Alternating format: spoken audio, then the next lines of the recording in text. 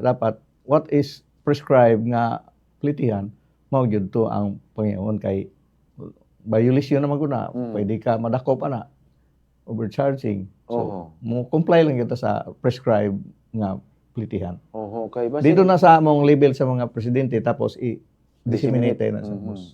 Ngadto sa member sa City Council nga unta mag-deliberation naman aning among gihangyo nga increase, hinaut lang may nga lugar inyong masabtan ang among pagpangayo ana.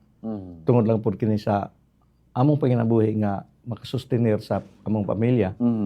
Sa mga drivers pod atong agwantahon ang kalisod ingon ani na may umabot nga panghulip sa nagkadaiya karong krisis sa gasolina sa presyo.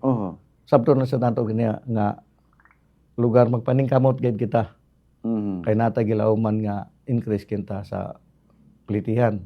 Ngadto sa mga sumasakay apil namong pamilya nga mosakay sa grila.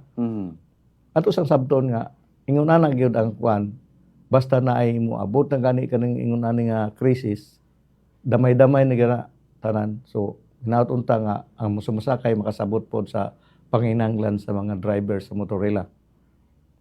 So hinaut unta nga ning atong pagpuyo din sa atong syudad hapsay pinaagi sa cooperation sa matag usa nga sektor.